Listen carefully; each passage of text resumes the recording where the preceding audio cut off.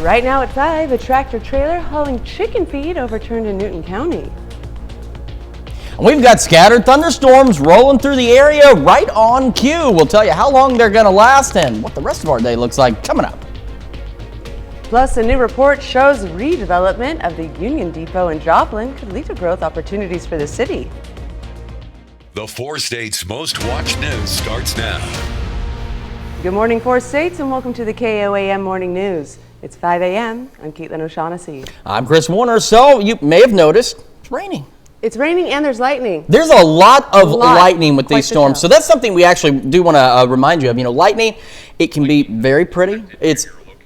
That was the KOAM weather app that sends me up to date. We have been sending up-to-date information. So there you go. Get the KOAM Skywatch weather app. It keeps you up to date on everything you need to know. But when the news is on, you don't need the app. You've got us right in front of you. We're taking a look at MoDOT cameras around the area. Now, earlier, we had a nice thunderstorm going right over the city. Fair amount of lightning. Now, that's what I was talking about. We do want to remind you, though, lightning can be dangerous. It can be deadly. So don't go outside and start messing around with lightning. But you can observe it, and that's why we have these cameras. We can observe lightning with that. But of course, we're on air. The lightning knows that. It stops happening. Here's a look at the thunderstorms on the Skywatch Storm Tracker. So we have this line that was not here about an hour and a half ago that just fired up this morning ahead of what is now a decaying line of thunderstorms. And this line that was out to our west is what brought a lot of severe weather out into parts of western Kansas yesterday evening. Here's a closer look. See, this isn't a ton of lightning strikes showing up, but for these isolated, concentrated areas, that's a fair amount of lightning out there that you've got to be careful about and could result in, potential power outages. But the good news is no strong or severe thunderstorms with any of this activity, just some much needed rain and a few rumbles of thunder out there. And of course, back into southeast Kansas, this is that decaying line. So we'll take a look back over the last about 3 hours, and you can see these storms firing up ahead of what was a line of pretty nasty storms out west of 35 into western Kansas. However, take a look back toward Ponca City. Additional thunderstorms are out there. There's additional thunderstorms back through parts of northeastern Oklahoma as well, and these will continue to be scattered across the area through the day. Quick look outside, 67 Joplin. We can see that the thunderstorms are continuing and doing so right just south of Pittsburgh. The rain has stopped, but it stopped recently, 66 down there. Kids getting on the bus this morning. Thunderstorms, southeast breeze 5 to 10, mid-60s out there. And as the bus brings them home, additional thunderstorms out there, low 70s, south breeze at about 5 to 10 miles an hour. Getting our morning started, that's pretty straightforward. Thunderstorm chances, upper 60s by late morning. And we do have that possibility of a stray strong storm or two. We're not expecting widespread severe weather, but a quick look at that. Could see a stronger storm or two with some small hail and perhaps some gusty winds in these brown highlighted areas here, but again, not anticipating any widespread severe weather with us today. These thunderstorms will continue through today, into tonight, and into the first part of our Thursday, and we'll have a complete look at your forecast and how our temperatures fare after these storms here in a few more minutes. Caitlin? Thanks, Chris. A Commerce, Oklahoma teen has passed away from injuries sustained in a car crash in Ottawa County, Oklahoma. Lane Dunbar was critically injured in a crash on September 16th. Supers say that Dunbar was driving at a high rate of speed going south on 560 Road, about 2 miles north of the Commerce when his vehicle left the road. It rolled multiple times before landing on its passenger side. EMS took 15-year-old passenger from Commerce to the hospital in critical condition. A 16-year-old from Miami and 18-year-old from Commerce were treated at a hospital and released. Dunbar, who passed away Monday, was 17 years old. A tractor trailer hauling chicken feed overturned in Newton County, Missouri early yesterday. It happened at Highway D and Raccoon Road near Stella. Stella Fire was called in to help direct traffic as feed had spilled out across the crash site. The driver was taken to an area hospital with non-life-threatening injuries. And police in Parsons, Kansas have arrested a man accused of failing to appear in court for drug distribution. And they say he apparently had drugs on him when they found him. The suspect is Floyd Delmar Sales. He had previously been arrested on April 11th. When Sales failed to show up in court, police arrested him again Monday. They said that he had what appeared to be bags of methamphetamine and paraphernalia used for distribution. Customers at a Casey's convenience store in Marionville, Missouri, helped thwart an armed robbery. Authorities say this man, Nicholas Justice, went behind the counter and began taking vape supplies before staff spotted him. Other customers struggled with the suspect to stop him. AMPD arrived and took justice into their own hands, arresting him for robbery. It was also discovered that handgun that he possessed was reported stolen out of a nearby jurisdiction. Justice is currently held at the Lawrence County Jail. And a market research report of Joplin shows a redevelopment of the Union Depot building could lead to possible growth opportunities. Since May of last year, the Downtown Joplin Alliance has been working with the state of Missouri to figure out how to turn the Union Depot into an asset for the community once again. Joe Borgstrom with Place and Maine Advisors presented research showing the depot has the best chance for success if it serves a multiple purpose role. Tremendous amount of potential. We think it can host any number of uses, but one of the things that we think would be really cool would be a brew pub or a distillery or something like that, and then with a mix of office and retail and community space. The Alliance says their next step is to put out a request for proposals for potential developers. And to be the first to see breaking news, weather, and sports, just download the KOAM News app. It's available free of charge in the Apple App Store and the Google Play Store. Just search for the KOAM News app. A Kansas police chief has resigned 2 months after the raid he ordered against a local newspaper. Marion County, Kansas Police Chief Gideon Cody stepped down from his position. Cody was suspended last week in the wake of the uproar from the August raid of the Marion County Record and the home of the paper's 98-year-old associate publisher who died the following day. Days after the raid, a county prosecutor withdrew the search warrants and asked authorities to return items taken during the raid. The former police chief also faces a federal lawsuit filed by one of the newspaper's reporters. Wichita police believe that they have solved a 34-year-old case. 20-year-old Krista Martin was sexually assaulted and murdered in 1989. Investigators are now naming Paul Hart as a suspect in the case. Hart died in a traffic accident back in 1999, 10 years after the crime. The case was cracked by recent advances in DNA technology, which was not available 3 decades ago. The Sedgwick County District Attorney is officially clearing the case based on the evidence. In a press conference, the victim's nieces, Ember Moore, thanked the cold case squad for their dedication in solving her murder. Dozens of people living in a makeshift encampment on the lawn of St. Louis City Hall will be forced to move. As spokesperson for St. Louis Mayor Tishara Jones said, the city made the decision to decommission the encampment just after 10 p.m. Monday night by enforcing a city curfew law. It would force out anyone who doesn't have a permit issued by the Board of Public Service or the Director of Parks, Recreation, and Forestry. The mayor's office decided to postpone breaking up the encampment last night and instead work to find shelter for the people there. All we asked for is what was promised. Fair housing for us, a chance. We understand that there's some of us that don't want to leave. This is their life, they like this. But there is some that actually want to get up, get out of this, and get off the program.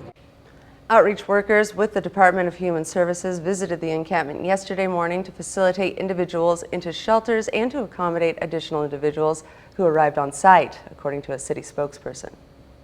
And that's a look at this morning's top stories and weather in our first 7 minutes. Coming up on the KOAM Morning News. Jasper has been rolling through all the competitions it's faced. Can they keep it up this season?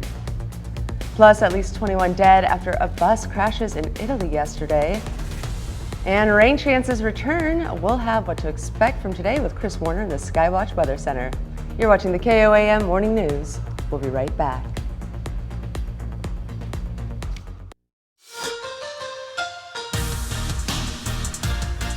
Well, when Joplin and Webb City softball met for the first time this season in early September, the Cardinals won a shootout 14-10 at home. Fast forward ahead to last night. Just over a week out from district playoffs, the Eagles and Cardinals meet again, this time at Joplin. Eagles taking on the Cardinals in a COC battle. Webb City scores 2 in the top of the first. So Eagles, they're going to respond in the bottom half of the inning. A runner on second, Libby Munn slaps one in the right field. Falls for an RBI single, part of a 3-run inning. Hattie Burns settles in, reaches up to make the play, keep things from snowballing in the first, still 3-2. Next at-bats for Webb City, Lily Hall smashes one to dead center, and it is gone. 2-run home run. Cardinals back in the lead for 3. Back in the circle, Burns going to get the strikeout in the bottom of the second. Cardinals still in front by 1. Lead extends further in the bottom of the frame. Jensen Pickett tees off one to left center field. Second home run of the day for the Cardinals. Bats didn't slow down after the first couple of innings. Webb City wins the shootout 16-14, the final score. Elsewhere, another 2 COC teams playing and go to extra innings, but Neosho wins at Carthage in 8. Final score 3-1.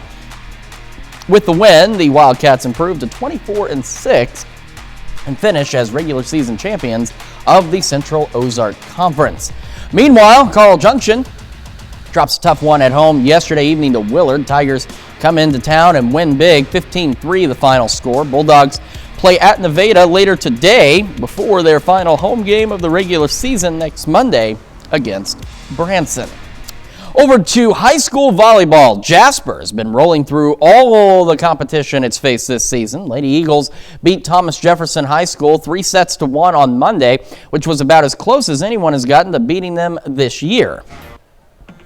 Lady Eagles at home trying to improve to 23-01 on the season. Took the first set with the lead in the second. Shiloh Storm sets up Taylor Hines. The senior gets the kill into the teeth of the Drexel front. Jasper takes the second set as well. Lady Eagles have only allowed opponents to win 2 sets all season. 21 matches have been sweeps. Into the third now. Storm again sets it up. This time, Crystal Smith finishes it off with power. Lady Eagles starting to run away with this. Olivia Dunn with the serve. That'll be an ace, up 22-12. Longer rally here. Addison Atnip keeps the point alive. No spike here. Drexel goes softly over the top. This time, the Lady Cats wouldn't be as fortunate. Storm to Smith for the kill. Jasper with another 3-0 victory. The Eagles are now 23-0-1. Their district playoffs begin 2 weeks from today. Then over to college volleyball. Missouri Southern headed on the road yesterday. Lions go to Central Missouri, where the Jennies sweep in straight sets. UCM has been a force in conference play. Yesterday evening's win brings its record to 7-0 against MIAA opponents. Lions are 3-4 in conference. They're back in Joplin this Friday to take on Newman. Well, still ahead, why the CDC says it's no longer distributing COVID vaccination cards. Plus, it's raining, it's pouring. I'm sure somewhere an old man is snoring. We'll take another look at that wet forecast when we come back.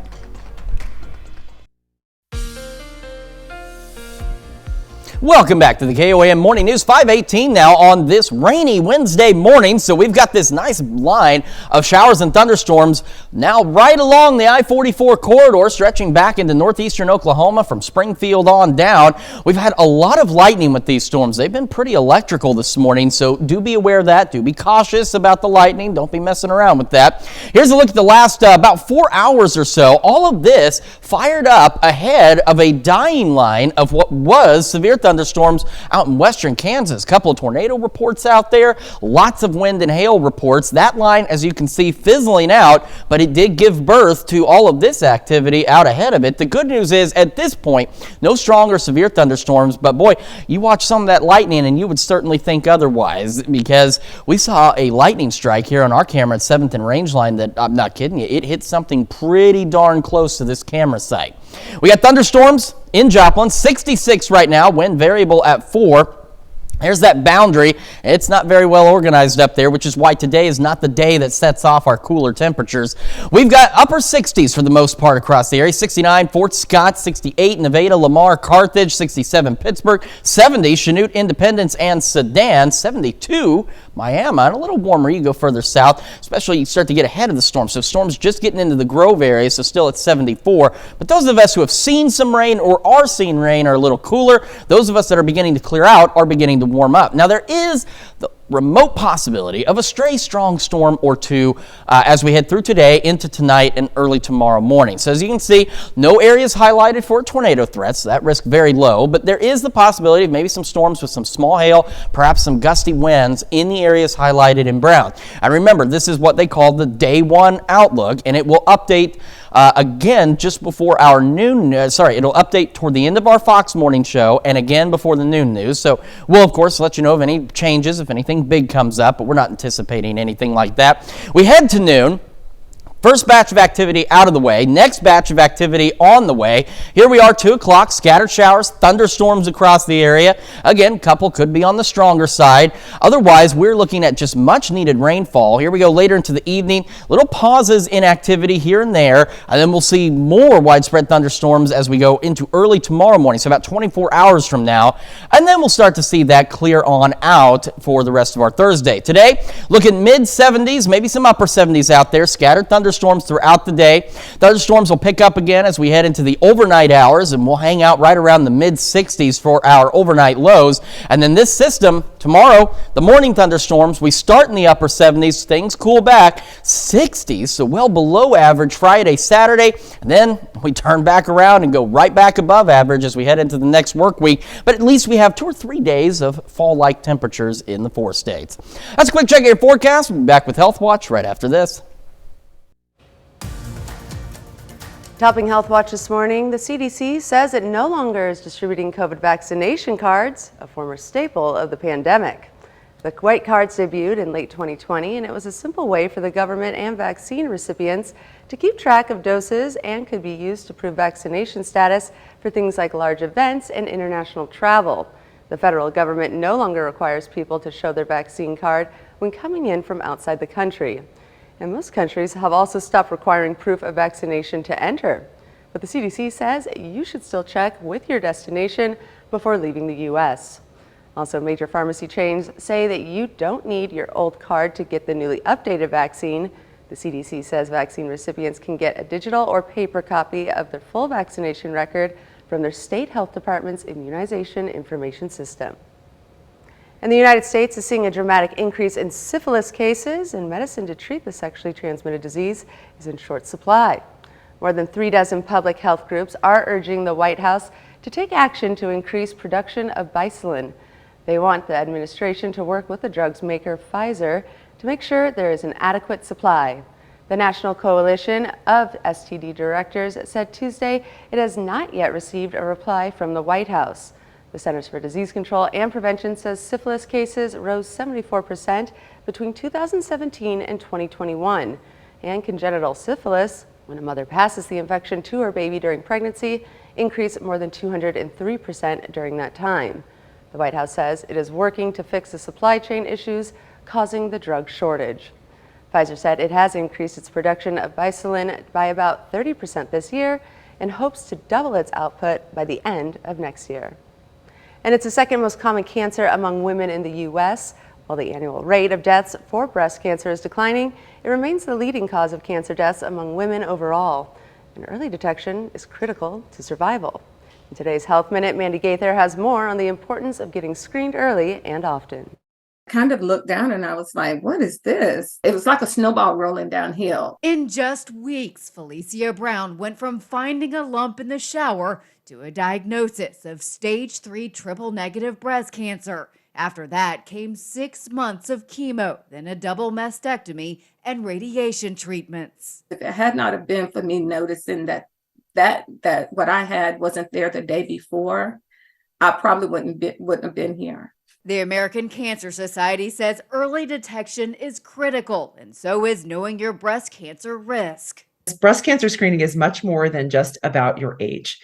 It's about your family history, your genetics, if you know them, and your own personal medical history. When to start screening will depend on your risk. The organization says women at average risk for breast cancer should begin talking to their doctor about the best time to start screenings in their early 40s. By age 45, there should be a mammogram every year. Grab your girlfriends, support each other in breast cancer screening. Women at high risk for breast cancer should get a breast MRI and mammogram every year starting around age 30, and everyone should pay attention to changes in their bodies. here I am, almost 17 years cancer-free. And I just continue to just live in that. And I thank God and my family every day. For Health Minute, I'm Mandy Gaither. The American Cancer Society says there are ways to reduce risk of breast cancer. That includes being physically active, maintaining a healthy body weight, and reducing alcohol intake. And that's a look at some of today's top health stories. You're watching the KOAM Morning News. And we are watching scattered thunderstorms pushing through the area this morning, bringing some nice rainfall and some dangerous lightning out there as well. We'll take another look at your forecast when the KOAM Morning News returns. Right now at 5:30, how the McDonald County Chamber directly helped high school students better appeal to future employers. And we've got scattered thunderstorms across the area, and we will continue to see them as our Wednesday progresses. We've got that forecast to get you out the door coming up. Plus, how the Wyandotte Nation is trying to help build the relationship between residents and law enforcement. The 4 states' most watched news starts now. Good morning, 4 states, and welcome to the KOAM Morning News. The time now is 5:30. I'm Caitlin O'Shaughnessy. I'm Chris Warner. So scattered thunderstorms right on cue this morning, and Yes. even fairly electrical storms out there. So of course we want to remind you, lightning is one of nature's top killers, so don't be messing around with that. But taking a look at metro cams from MoDOT around the city, and of course the lightning knows when it's on television, which is why we aren't seeing any right now. But we have seen some pretty impressive lightning strikes across the area. So again, don't mess with lightning at all, ever. But you can look at it here from your television set safely, and we can show you it when it decides to appear on the cameras. All right, Skywatch Storm Tracker. This line of thunderstorms developed ahead of a dying line of what was some pretty nasty severe thunderstorms out in western Kansas. So you can see, again, it's not a ton of lightning overall, but where it is concentrated, there are quite a few lightning strikes. Now, the good news is we aren't having any severe weather or any strong storms with this activity at this point, but still a fair amount of good rain out there.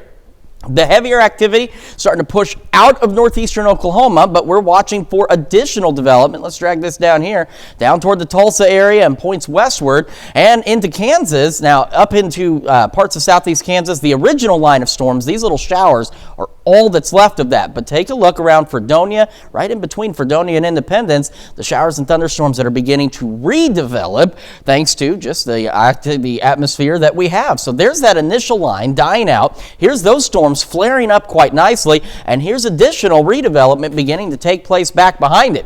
Quick look outside, Joplin 66 degrees, got the rain still falling there, still getting some new rain now from the KDOT camera just to the south of Pittsburgh, sitting at 65. Kids getting on the bus this morning, showers, thunderstorms when the bus picks them up, 65, southeast breeze 5 to 10. By the time the bus brings them home, right around low to mid 70s, additional scattered thunderstorms out there, south breeze 5 to 10.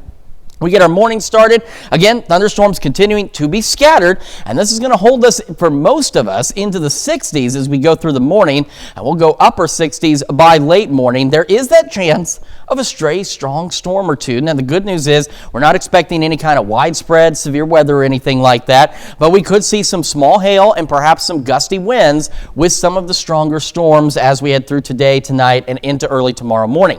We will have a bit of a pause as we head into the afternoon, at least for some of us, but it won't take long before we'll see additional shower and thunderstorm development across the area, and this will continue through the evening into the overnight, maybe another little pause for some of us, and we'll see more widespread shower and thunderstorm activity as we head about 24 hours from now. And then once that clears out, our temperatures, they'll initially warm up, and then this frontal system will actually push through, and temperatures are going to begin to fall back behind that. How far are they going to fall? Well, let's just say we're actually going to be below average here in the next couple of days. We'll look at your full forecast here in a few more minutes. Caitlin?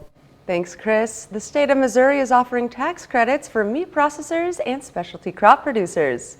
The Missouri Agricultural and Small Business Development Authority is accepting applications for the credits. One is available for meat processors who invest in modernizing or expanding their facility. The other is for family farmers using loans to pay for specialty crop resources like seeds and equipment. And building a resume is a crucial step in the job hunting process. The director of the McDonald County Chamber of Commerce yesterday spoke with students at McDonald County High School about what to include on a resume and how to present yourself through one. I hope that they went away understanding that the grit and the passion are really what it takes today. I mean, everybody can prepare a great resume. Computers can do that for you. But it's when you get the personal interview, where the passion and the creativity come across. That's what people are looking for. The presentation was geared towards students in business classes. And the Wyandotte Nation is trying to help the community connect with local law enforcement officers. The tribe yesterday hosted a national night out community block party where people were able to check out emergency vehicles and talk with officers. It's a nationwide campaign aimed at increasing crime prevention awareness and strengthening the bonds between police and residents. It gives the community a chance to meet all the officers when they're not in their serious mode, so to speak, so they can get to know them. And the kids love some of the officers that we have. They've been around for a long time. The block party was held at Heritage Acres Park in Wyandotte. And this month, we're highlighting various area pumpkin patches, spook houses, and other places where you can enjoy autumn activities. One of those is Old Yale Farms in rural Frontenac, Kansas. In addition to pumpkin picking, there are a lot of family activities, including hay rides, a zip line, miniature golf, cane pole fishing, petting zoo, a giant slide, and a jump pillow. You can also try your hand at gold mining. Old Yale Farms is open every Saturday and Sunday. Day passes are $13 for adults and $16 for children. And that's a look at our top news stories. Coming up on this half hour of the KOAM Morning News. The Department of Justice is charging Chinese-based companies with crimes related to producing fentanyl. And police in India raid the offices of the website NewsClick. We'll have the latest. You're watching the KOAM Morning News. Topping World Watch, after a year after officials in Haiti appealed for international help to control a nationwide surge in gang violence, the UN Security Council has agreed to send a multinational force. Right now, gangs control more than half of the island and about 80% of the capital Port-au-Prince, leaving thousands dead. Stefano Pazaban reports on the Council's decision. The United Nations Security Council approved on Monday the deployment of a multinational armed force to Haiti, as gang violence and political paralysis continue to affect the Caribbean nation.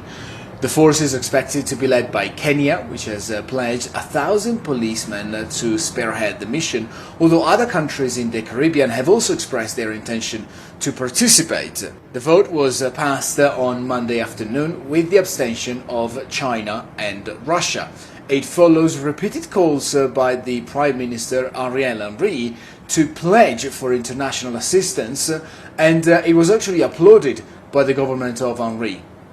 On behalf of the government and people of Haiti, I would like to thank all of those who, through their voices, their efforts, their support and their contribution of all sorts, have finally made today's decision possible. More than just a simple vote. This is in fact an expression of solidarity with a population in distress. Henry took power in 2021 following the assassination of late President Jovenel Moïse. While some Haitians question his mandate, the security situation has greatly worsened under his watch. The country's capital, Port-au-Prince, for example, is largely controlled by warring gangs, and the United Nations estimate that some 200,000 Haitians have had to flee their homes due to the wave of violence. As of now, it is unclear when this multinational force would actually reach Haiti, nor the exact composition of this expedition. For CNN, this is Stefano Pozzebon, Bogota. At least 21 dead after a bus crashes in Italy yesterday. The bus carrying tourists crashing near the city of Venice and the vehicle falling from an elevated street in the Mestre borough and landing near railway tracks before catching fire. 2 of the dead are reported to be children. 18 others were injured. No word yet on what prompted the crash. And police in India raid the offices of the website NewsClick after a left-leaning outlet that has been willing to criticize Prime Minister Narendra Modi. Earlier in August, the New York Times had linked NewsClick to a group that reportedly funds pro-Chinese propaganda. Then that same month, Indiana authorities brought the case against NewsClick under an anti-terrorism law that permits the government to crack down on anti-national activities. There have been no formal arrests in the case so far. Journalists in India have faced scrutiny from law enforcement and before, prompting fears about the future of independent media in the country. And the Department of Justice is charging Chinese-based companies with crimes related to producing fentanyl and distributing synthetic opioids. Attorney General Merrick Garland announcing the 8 indictments yesterday. This is the second time the wave of prosecutions by the DOJ charging Chinese-based chemical manufacturing companies over their alleged role in America's fentanyl crisis. Garland adding that he will be traveling with Homeland Security in January with Secretary Alejandro Mayorkas and Secretary of State Anthony Blinken to Mexico City to talk about disrupting violent cartels. China's economy is tumbling, a weak real estate market and horrific youth employment rates amongst the most issues. CNN's Mark Stewart reports.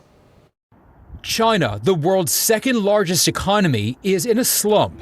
Prices are dropping, the real estate market is in a cash crunch, the youth unemployment rate is so bad the government stopped publishing it.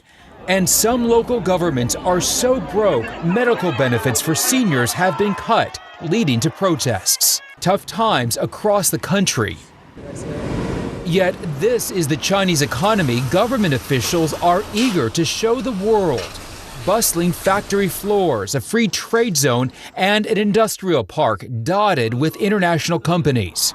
Among the sights we saw on a state-sponsored trip to northeastern China, rare access inside the heart of what many call China's Rust Belt. Are you able to have success despite all of the economic challenges facing China right now? China's economy as a whole is improving. We are confident that we can make a corresponding contribution to the general trend of development. That confidence seems like a contrast to reality. Officially, China's economy is improving based on GDP, but the rebound isn't as fast as many investors had hoped, especially in a post-COVID world. The Chinese government is certainly looking to foreign investment to help jumpstart its economy, but it's also focusing on factories like this one. An effort to make sure it still churns out enough products for export, keeping China as the world's factory.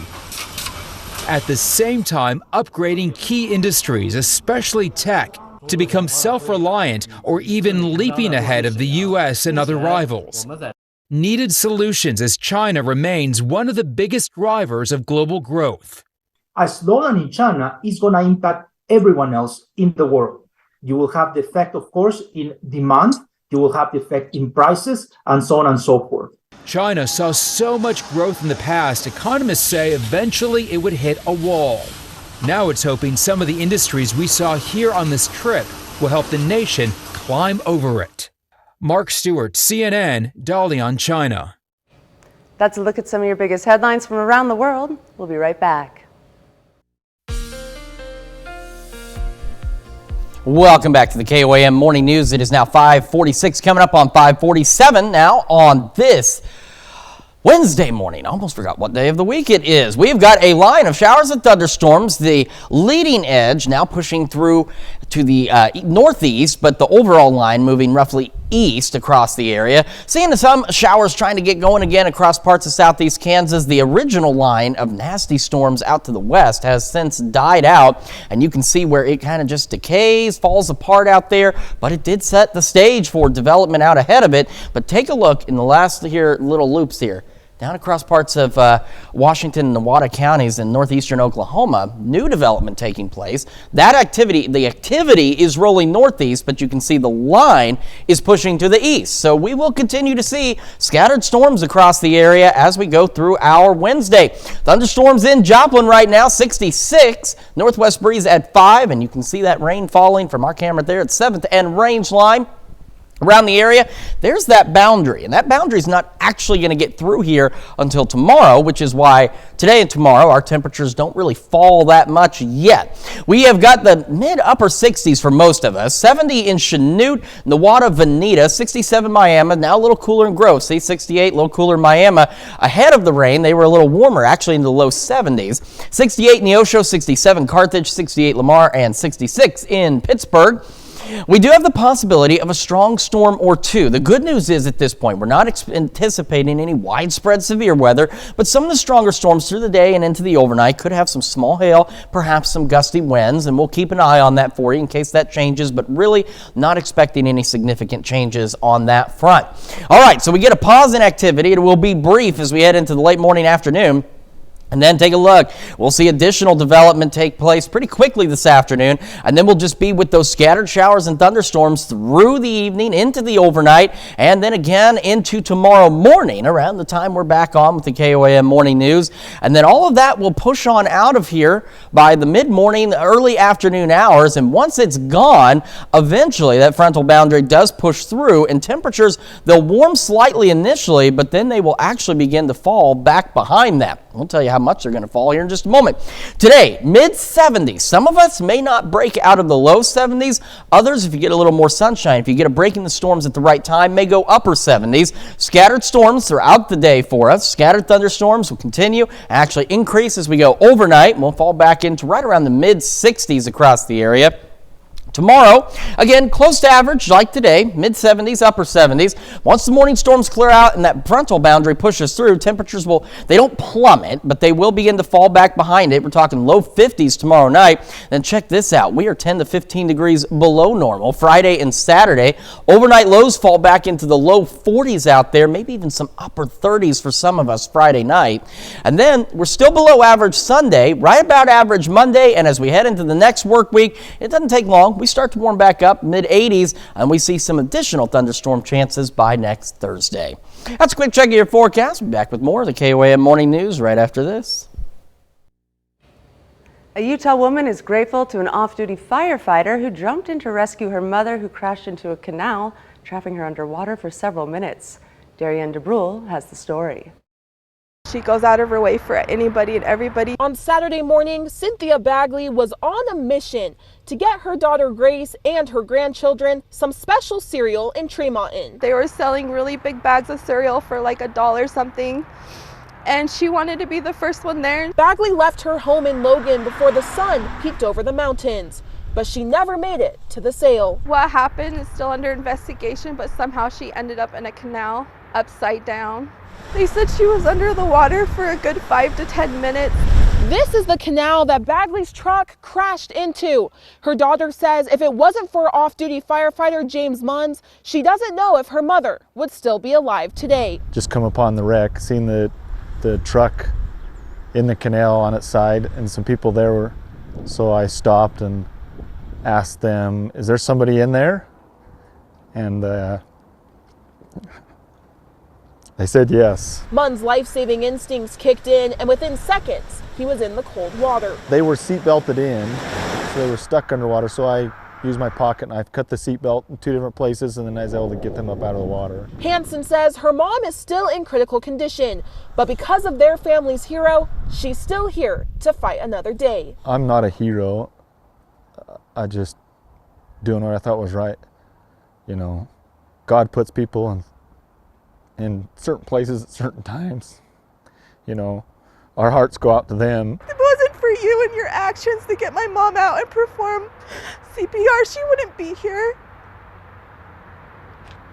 We would have lost my mom because of you. We still have her right now. Thank you so much. In Tremonton, Darian DeBrule, Fox 13 News, Utah. So glad that the firefighter was able to save her in time. We'll be right back with more news after this. Americans shouldn't have to wait as long for their passports anymore. The State Department reports its processing time has been reduced by about 2 weeks on average. However, that doesn't mean you can wait until the last minute. It still takes 8 to 11 weeks to get a passport, but that's down from 10 to 13. Expedited service has gone down to 5 to 7 weeks from 7 to 9. The reason is because the State Department has boosted staffing by 10%. All that extra help enabled the agency to break a record by issuing 24 million passports since last October. It's also hiring hundreds more workers.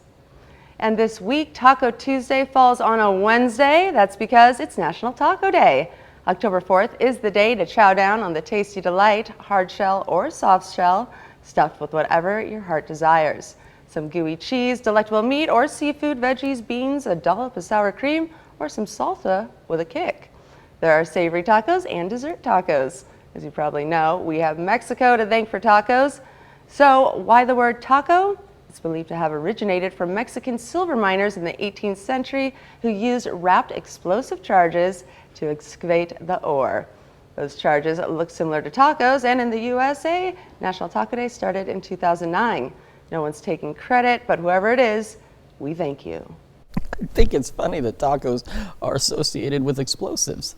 When you think about, I won't go into specifically what particular taco chain is associated with explosive other things, but I think you know what I'm saying here, and that's why I think that's funny. Also, if you have time, go on YouTube, look up a song called It's Raining Tacos. My youngest introduced me to it, and you will absolutely fall in love with it.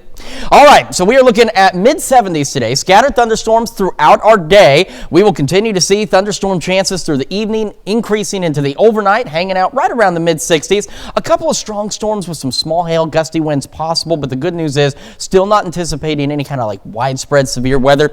Upper 70s tomorrow, morning thunderstorms done by noon. Then we start to cool back well below average Friday, Saturday, and Sunday. Back to average Monday, and then we turn above average as we head into the next work week. We'll be back with more of the KOAM Morning News right after this. Right now at 6, a tractor trailer hauling chicken feed overturned in Newton County, Missouri. Scattered showers and thunderstorms continuing across the area. Some of us getting a brief pause. More activity on the way. Got that forecast to get you out the door coming up. Plus, Wichita police believe they have solved a 34-year-old cold case. The 4 states' most watched news starts now. Good morning, 4 states, and welcome to the KOAM Morning News. The time now is 6 a.m. I'm Caitlin O'Shaughnessy. I'm Chris Warner. So if you haven't been outside yet, or maybe you're just waking up, we've had some showers, we've had some thunderstorms out there. And lightning. There's been a lot of lightning. I'll be honest with you. I mean, the main portions of these storms slowly moving out of the area, but boy, they have been electrical. And remember, lightning is one of nature's top killers, so you got to watch out there with lightning. Don't just go messing around. However, we have also been getting some much needed rain. Now, some of us getting a bit of a pause in the rain. Not everybody yet, but more showers and thunderstorms are on the way. Look at the MoDOT cameras around the Joplin area. Earlier this morning, say around 4 o'clock or so, boy, they were lighting up with that lightning out there. Looking pretty impressive for sure. But right now, just showing the rainfall and those wet roadways, so do be careful with that as well. Take a look at this batch of showers and thunderstorms from around Lebanon all the way back down toward Tulsa, right along the I-44 corridor. So if you are commuting, you need to be aware of that. And I-49 from roughly Butler down to Bentonville, you got to watch out as well. All of this activity, man, again, the leading edges now, Mount Vernon back toward Greenfield, Neosho getting ready to get in on the action down in Monette and Aurora. Just now rolling into parts of Pineville, some heavier activity around Grove and Jay back toward Veneta. Redevelopment's been taking place across Washington, Newada, and now getting into Craig counties in northeastern Oklahoma.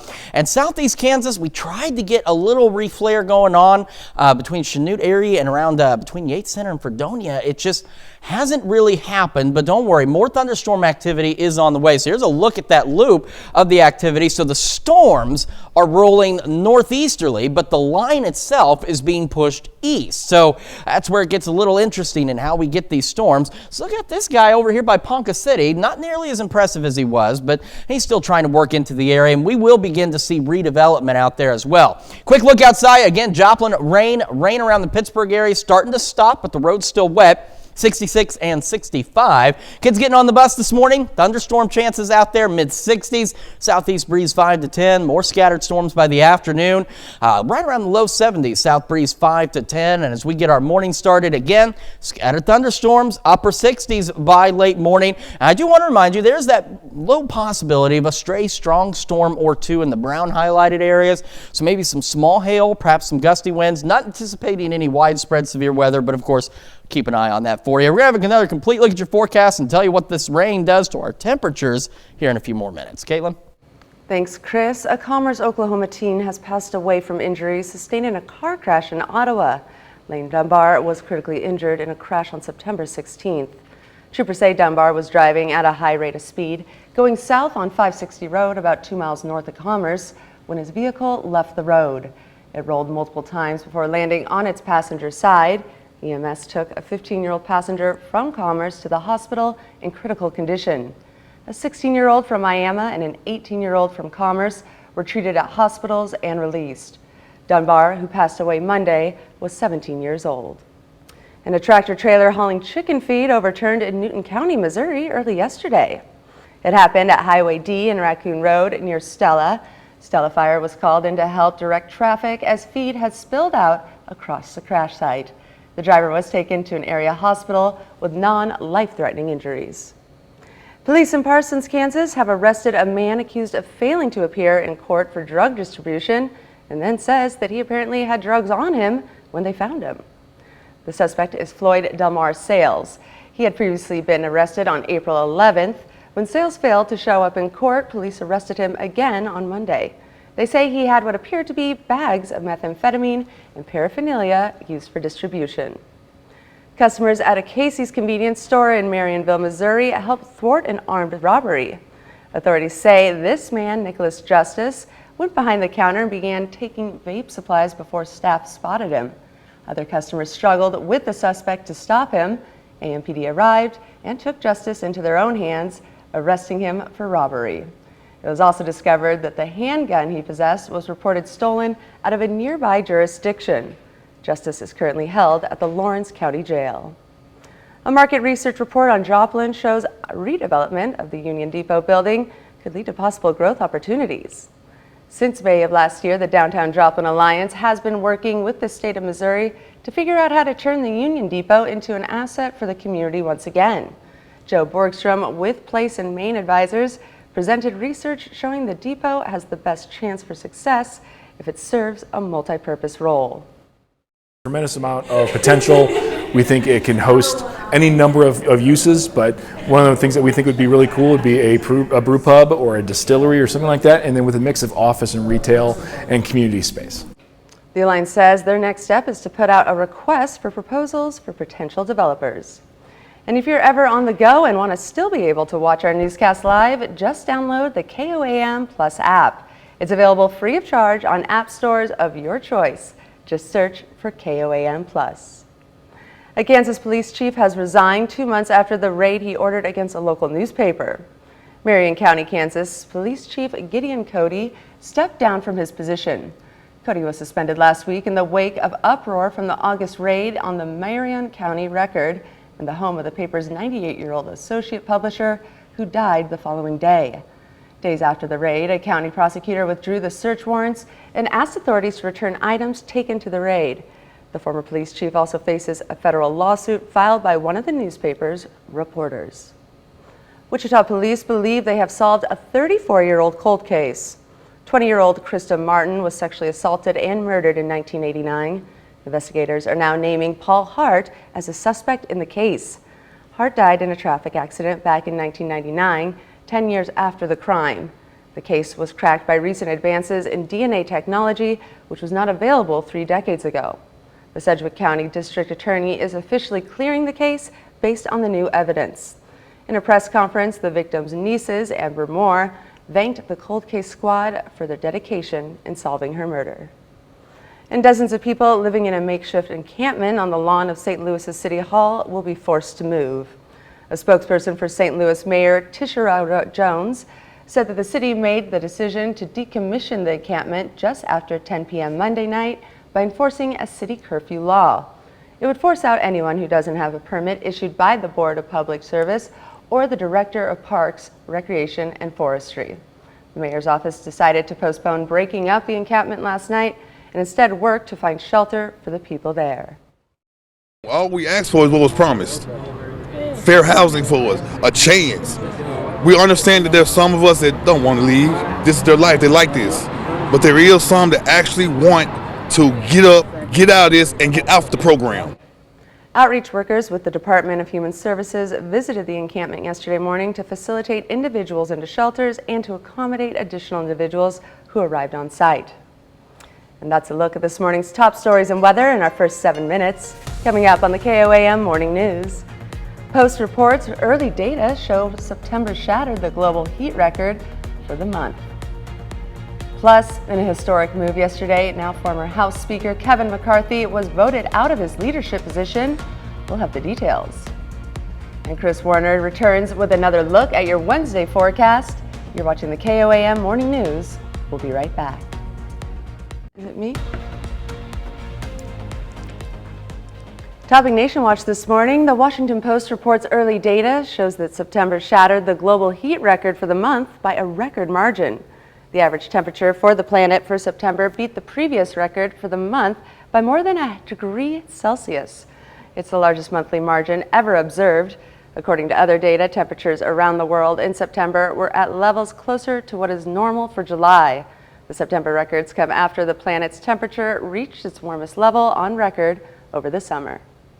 Former House Speaker Nancy Pelosi says that the newly named interim speaker has ordered her to vacate her office in the Capitol building. An email sent from interim speaker Patrick McHenry's office to Pelosi's office Tuesday evening said that the office will be reassigned for speaker use and told Pelosi to have her things out by Wednesday.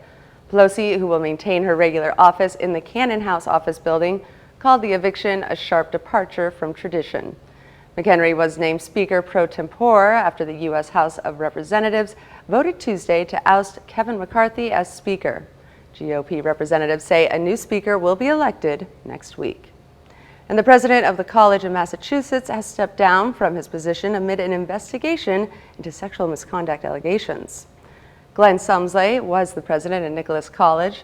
He was also a retired U.S. Coast Guard captain and taught at the prestigious Coast Guard Academy a decade ago. The college was investigating allegations of sexual misconduct involving several students at the Coast Guard Academy. According to CNN reporting, in 2016, Coast Guard attorneys recommended Sumsley be prosecuted in a military court-martial for willful dereliction of duty, even though he had retired from the service months earlier. The proposed charges stem from his accusation that he exchanged hundreds of sexually suggestive texts with an academy student. In a historic move yesterday, now former House Speaker Kevin McCarthy was voted out of his leadership position as some members of his own party turned against him. CBS News' Naomi Britcham explains what led to the vote.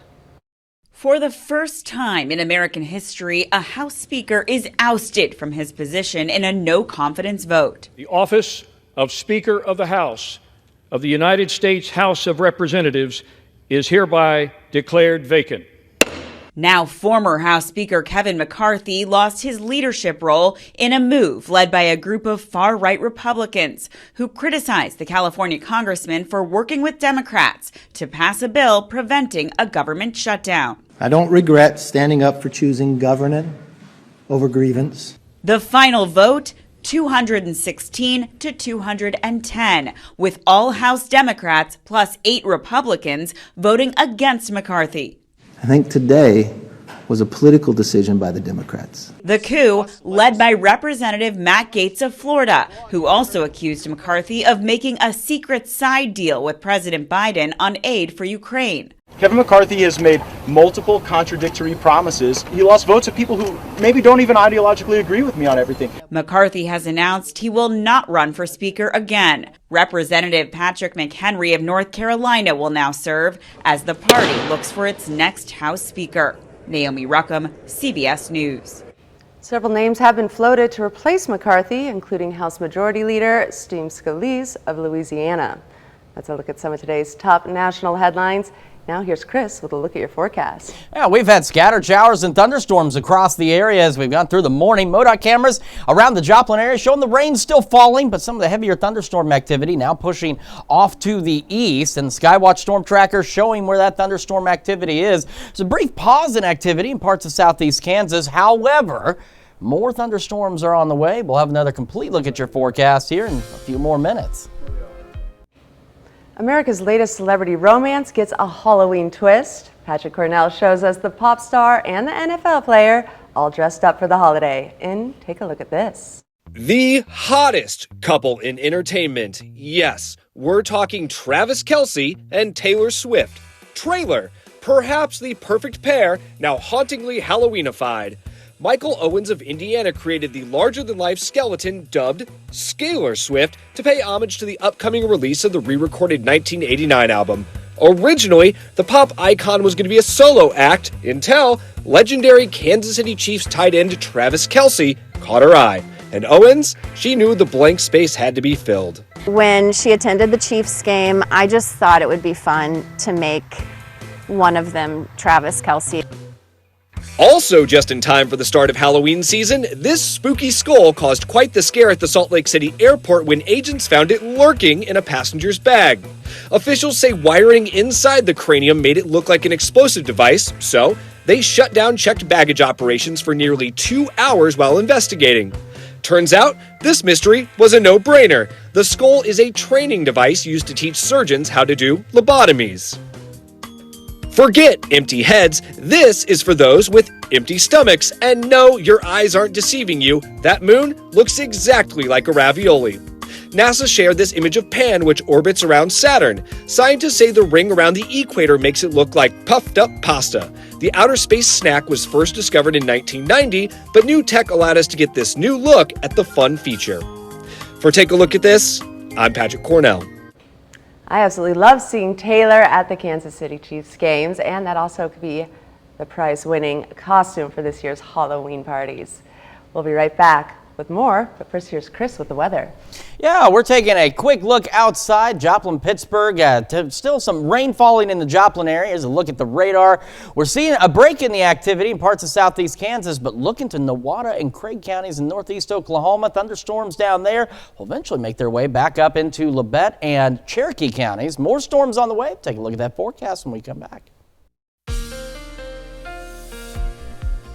Welcome back to the KOAM Morning News just after 6:22 on this Wednesday morning. Showers, thunderstorms across the area. Some of us woke up to some pretty impressive lightning. Of course, lightning quite dangerous, but boy, it put on a show out there this morning. Heavier thunderstorm activity slowly rolling off to the east. So that's the fun thing about this whole line is the line, as you can see, is moving off to the east, but the thunderstorms within the line are lifting northeast. So this new activity, it's developing across parts of Craig and Nowata counties in northeastern Oklahoma will eventually begin to slip into parts of southeast Kansas as we go through the morning.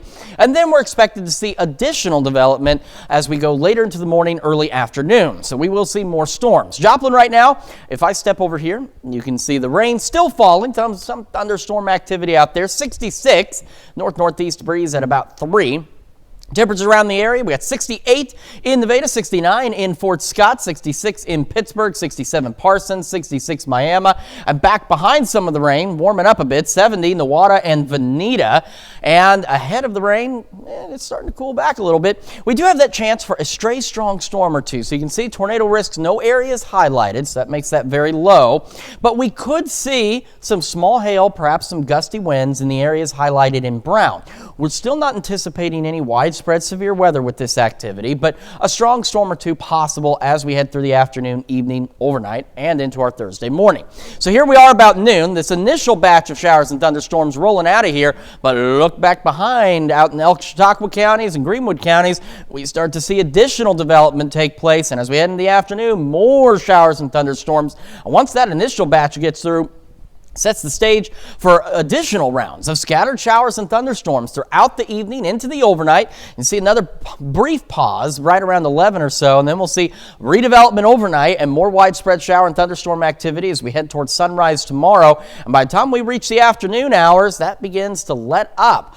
Today, some of us may not make it out of the low 70s, others mid-upper 70s, and some of our western counties where it may be a little clearer, a little longer, could warm closer to 80. Scattered showers and thunderstorms possible throughout the day. More thunderstorms as we head into the evening. Temperatures really just hovering upper 60s, low 70s, and we'll go back right around the mid-60s overnight with additional thunderstorm chances. And we look down the road, upper 70s tomorrow, morning thunderstorms. They should be out of here by about noon.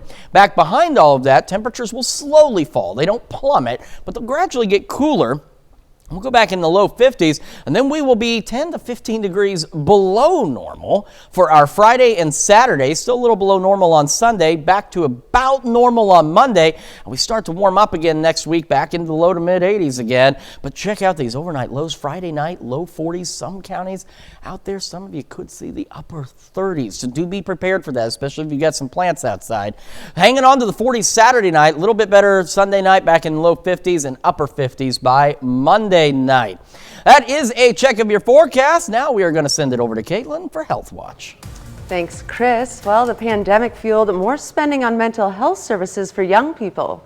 A new analysis of data from insurance claims that shows spending rose by 26% from March 2020 to August 2022. Those 19 and younger being treated for ADHD, anxiety disorders, and adjustment disorders accounted for most visits and spending.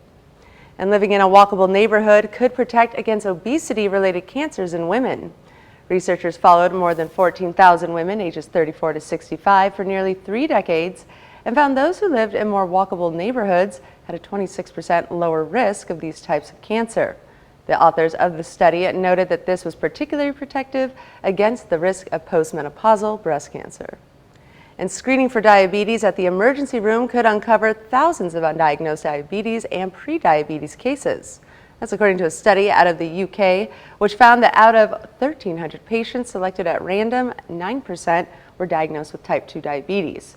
About 30% were found to have prediabetes, and early diagnosis can help avoid complications down the line.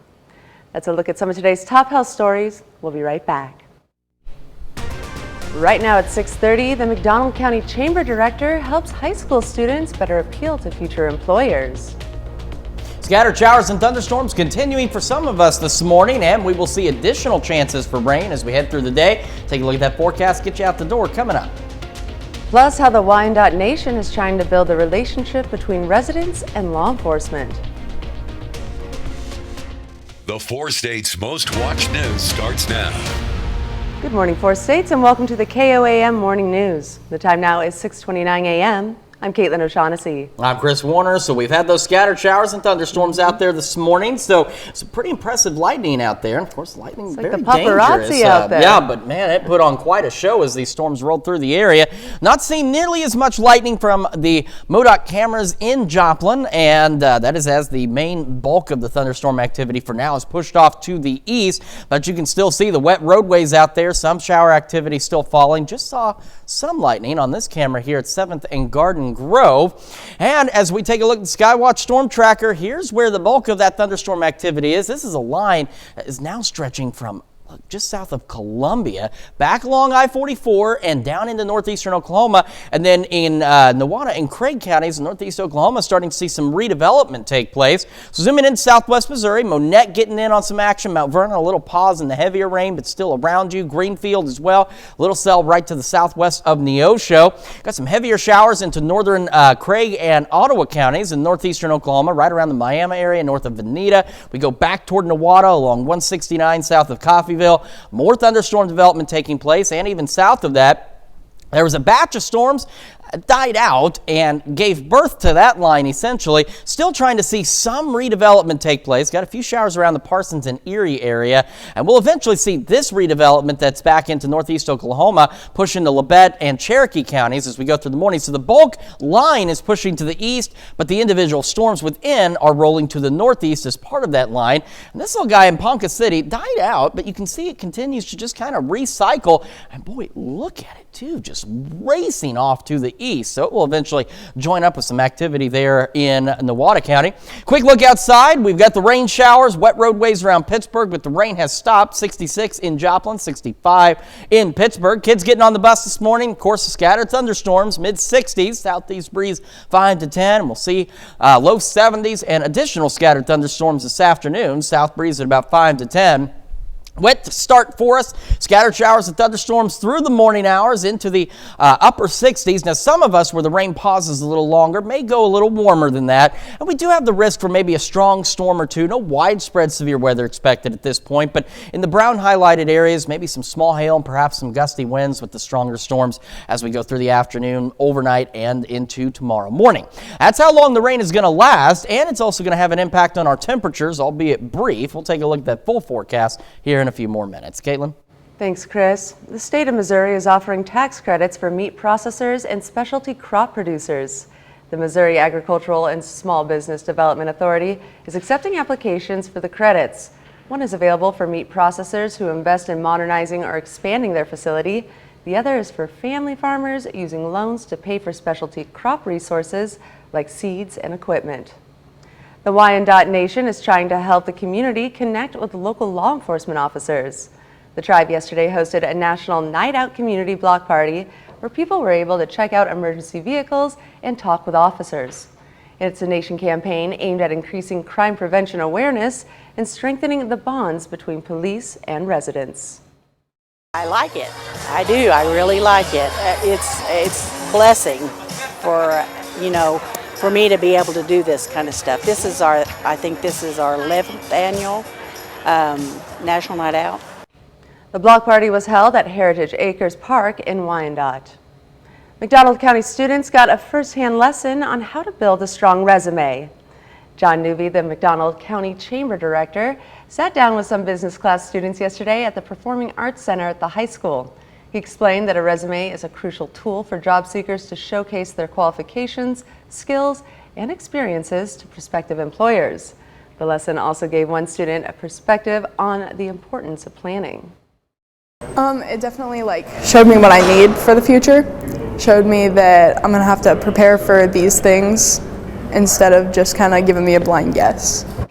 In addition to resume building, the session also looked at the importance of making a positive impression during a job interview. And this month, we're highlighting various area pumpkin patches, spook houses, and other places where you can enjoy autumn activities. One of those is Old Yale Farms in rural Frontenac, Kansas.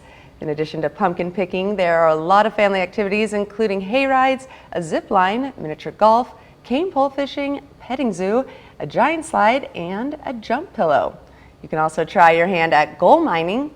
Old Yale Farms is open every Saturday and Sunday.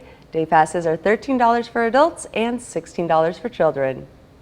And that's a look at our top news stories coming up this half hour on the KOAM Morning News. While U.S. job openings rose unexpectedly in August. Plus, we've got those showers and thunderstorms across the area. We'll talk about how long they're going to stick around in those cooler temperatures when we come back.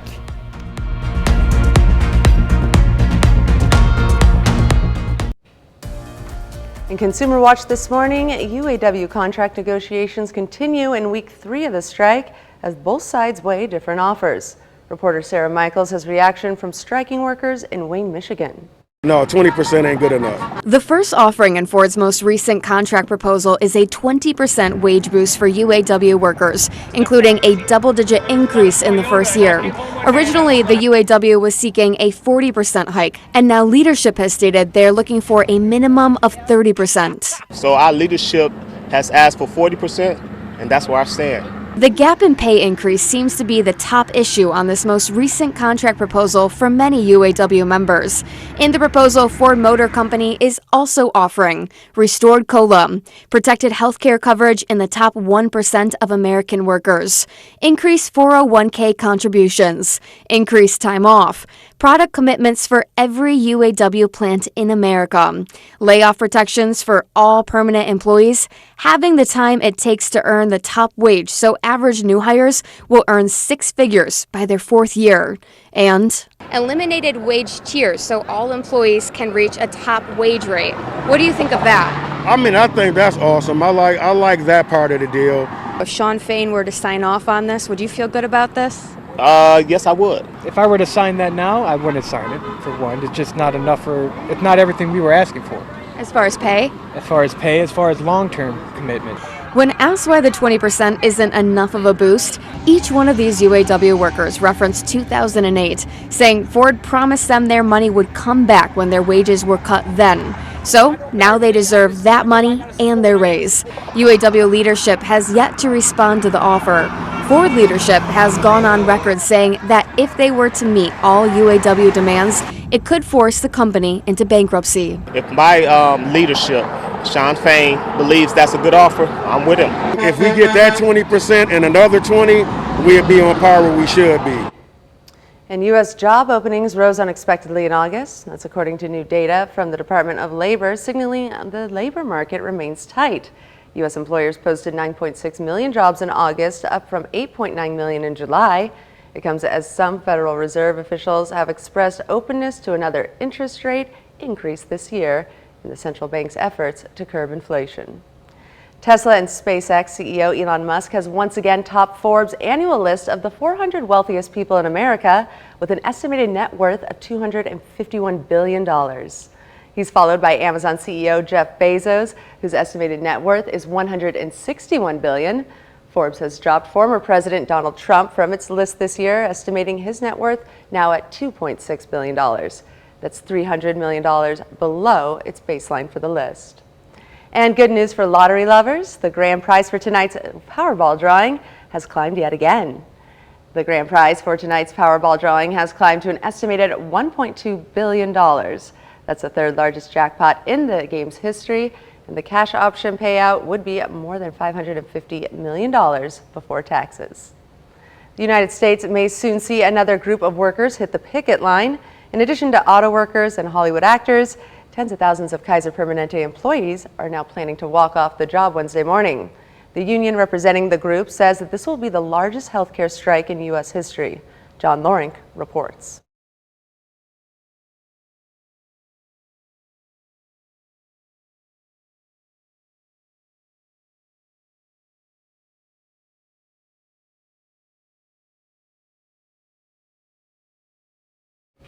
Unlike the other strikes of 2023, this one is expected to end on Saturday, but the workers' union say if a deal isn't made with Kaiser, a second walk-off could also be scheduled for November. And that's it for Consumer Watch. Now let's take it over to Chris Warner.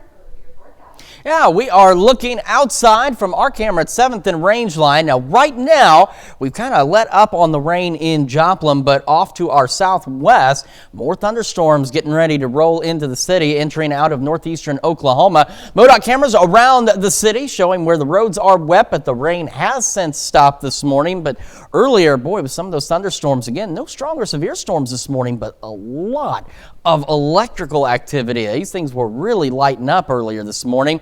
Skywatch Storm Tracker showing us those thunderstorms across the area. We've got this just messy batch stretching all along I-44 back down into the Tulsa area. So let's go in a little closer. So around Joplin, again, we're getting a pause, but look off to the west. Here comes more shower and thunderstorm activity. Mount Vernon, Monette, Greenfield, Stockton getting in on the action. A nice little cell right over Neosho right now. Back down toward Pineville. Cassville, you're just starting to get into some shower activity, but some thunderstorms off to your southwest. We head over into northeastern Oklahoma. We've had the redevelopment take place in Nevada and Craig counties.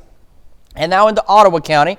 Miami, you've got that thunderstorm right here. Grove, another thunderstorm right down there. More activity off to the south and to the west.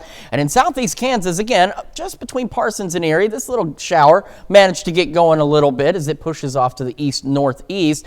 Nothing else out there at the moment, but that will change as the morning progresses. So all of this started from this line here that was way back in western Kansas. And that guy produced some pretty nasty severe weather across western portions of Kansas. It began to die out, but ahead of it, all of this activity flared up, and you can watch the redevelopment taking place. And again, no severe weather, no strong storms this morning, just additional thunderstorms. So this activity, the storms themselves moving off to the north and east, but the line, the batch, is moving off to the east and will continue to do so.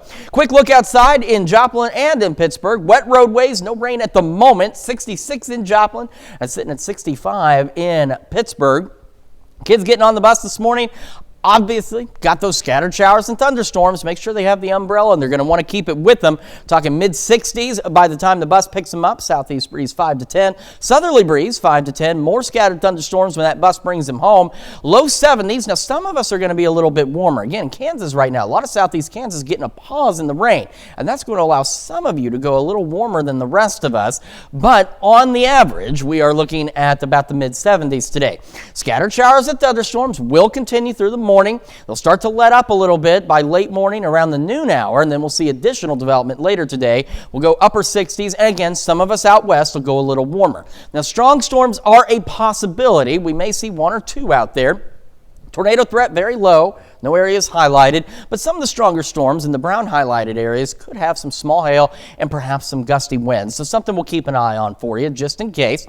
Let's take a look at the future tracks. So this initial batch moves on out of here. Here's the gap we're talking about. So see some of us warming up out to the west, and we'll see more shower and thunderstorm activity develop and begin to move on into the area as we head through the afternoon. We'll have another look at this forecast and the news you need to know here several minutes from now. But first, we're about ready to celebrate birthdays and anniversaries. Those coming up after the break. And before we do any of that, these folks in New York City getting ready for CBS Mornings. Let's see what they've got coming up for us.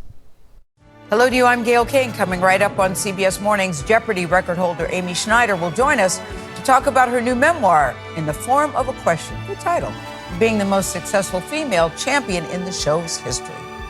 Go, Amy. That's coming right up on CBS Mornings. All right, time for some Wednesday birthdays here in the 4 states, and we are going to begin with Adler Hookie from Oswego, celebrating birthday number 4. Says happy birthday from Mom, Dad, and Emmett. And over in Moran, Kansas, happy 5th birthday to Corbin Ensenminger. And we've got Parker Lohman celebrating birthday number 9 in Girard. Happy birthday, Parker. And happy 18th birthday to Tucker Harrell over in Pittsburgh. I'm just kidding. Take it back a notch. Heidi Mangarelli, happy 10th birthday in Helper, Kansas. And now we've got Tucker Harrell celebrating birthday number 18 over in Pittsburgh. Happy birthday, Tucker. And again, happy 18th birthday to Macy Haley over in Miami. All right, and Lindsay Roberts celebrating birthday number 26 down in Neosho. Happy birthday, Lindsay. And over in Joplin, happy birthday to Autumn Todd.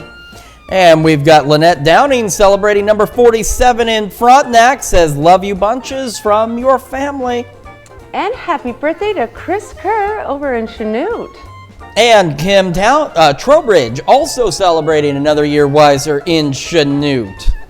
And a big happy birthday to Delbert Miller, and he works over at Balloon Guys in Joplin, so he's got plenty of balloons to celebrate his big day, right? He certainly does. And we've got Glenda Wolf celebrating number 60 today. Happy birthday, Glenda. And over in Chanute, happy 69th birthday to Marcia Beret. And Rose Fogler celebrating number 88 in Columbus. Says, happy birthday from all your family. We love you. Ooh, all right, and this is a big one. Over in Parsons, happy 100th birthday to Rita Horton. It says here, happy birthday with love from all of her family. All right, our list does continue. We have Cheryl Haynes in Riverton celebrating another year wiser. And Daniel and Sonia Blackford are celebrating their 19th anniversary over in Lamar, Missouri. Congrats, you two. And in Lawton, Kansas, Adam and Krista York celebrating their 15th wedding anniversary. Happy anniversary to the York family. And of course, we love celebrating these with you, and this is what I love. Of all this list, only 3 without pictures. We like to see these with everybody having a picture. Caitlin, how can they help us out? Well, all you got to do is submit your birthdays and pictures, along with any cute messages you want us to give a shout out to birthdays@KOAMnewsnow.com. All right, today, scattered showers and thunderstorms are going to be the trend, and here we are looking at the Skywatch Storm Tracker. We've got the leading edge of this kind of messy batch of showers and thunderstorms right along I-44 back down in northeastern Oklahoma. We've had some redevelopment. Craig, Newata counties, now getting into Newata and Cherokee counties out there, and a little shower out by Parsons, between Parsons and Erie this morning. We are continuing to see the bulk of the activities moving east, but the storms within the line are moving off to the northeast. I mean, just watch the redevelopment. Again, these aren't strong or severe. They're just getting themselves together and bringing us some of that much needed rainfall. Now, we will eventually see additional development that'll take place, and we'll continue to see scattered showers and thunderstorms throughout the day for us. Live look from our camera at 7th and Range Line. Now, right now, just starting to get some light showers from that activity in Cherokee County, starting to roll into Joplin. Some more thunderstorms on the way. 66, north-northeast breeze at about 3. Around the area, temperatures not looking bad. 66, Lamar, Carthage, Pittsburgh. 67 in Parsons. 69 in Chanute, Independence, and Sedan. 66, Miami. 70, Newata and Veneta. And 67 in Neosho. So we do have, again, that possibility of a stray strong storm or two out there. No areas highlighted for a tornado risk. That risk very low, but could see some stronger storms in the brown highlighted areas with some gusty winds and perhaps some small hail out there. So something we will keep an eye on for you. So again, we will see these thunderstorms. We'll have that pause leading in late morning, early afternoon, but it won't take long before additional showers and thunderstorms get going across the area, and they'll hang with us through the evening, overnight, and into our Thursday morning as well, and then temperatures drop. We'll look at that as well in just a moment. And coming up, when the KOAM Morning News switches over to Fox 14 at 7 a.m., a sequel to what is considered one of the scariest movies ever made arrives in theaters this week. We'll have the latest. Here's a check of today's top headlines, the news you need to know before you head out the door. A tractor-trailer hauling chicken feed overturned in Newton County, Missouri early yesterday. It happened at Highway D and Raccoon Road near Stella. Stella Fire was called in to help direct traffic as feed had spilled out across the crash site. The driver was taken to an area hospital with non-life-threatening injuries. Police in Parsons, Kansas have arrested a man accused of failing to appear in court for drug distribution, and they say he apparently had drugs on him when they found him. The suspect is Floyd DeMar Sales. He had previously been arrested on April 11th. When Sales failed to show up in court, police arrested him again Monday. They say he had what appeared to be bags of methamphetamine and paraphernalia used for distribution. And customers at a Casey's convenience store in Marionville, Missouri, helped thwart an armed robbery. Authorities say this man, Nicholas Justice, went behind the counter and began taking vape supplies before staff spotted him. Other customers struggled with the suspect to stop him. AMPD arrived and took justice into their own hands, arresting him for robbery. It was also discovered the handheld gun that he possessed was reported stolen out of a nearby jurisdiction. Justice is currently held at the Lawrence County Jail. And that's a check of today's top headlines and news you need to know before you head out the door. And we're going to continue with those scattered shower and thunderstorm chances. We'll have a brief break late morning and into the early afternoon before we'll see additional development later today. Could see a couple of strong storms, small hail, gusty winds, no significant severe weather expected. We're looking at mid-70s. Some of us may be a little warmer, a little cooler, but on the average, mid-70s. Showers and thunderstorms continue and even increasing coverage as we go overnight, hanging out around the mid-60s. And then take a look. Tomorrow, upper 70s. Temperatures will then fall slowly through the day. Morning showers and thunderstorms, and then after that we are below normal Friday, Saturday, and Sunday. Overnight lows too back into the 40s, and then we'll turn around, warm up, and be above normal as we kick off the next work week with sunny skies. All right, looking like some sweater weather out there. At least for a couple of days, perhaps 3. All right, we'll take it. Well, coming up today at noon, we're making fast taco pie in the Mr. Food Test kitchen. And your morning news continues on KOAM with CBS Mornings. Student loan payments have resumed after a 3-year pause due to COVID. Ahead on CBS Mornings, the warnings to borrowers about scammers trying to take advantage of the situation. Or you can switch on over with us on Fox 14, where your only local morning news continues. This morning, the city of Columbus stops by to talk about a hot air balloon event to celebrate Columbus Day. And we have Emily Frankowski from Connect to Culture in the studio to talk about some upcoming events in Joplin. That's going to wrap it up for us for now. We will see you back here tomorrow morning at 5 a.m. And we'll see you today at noon.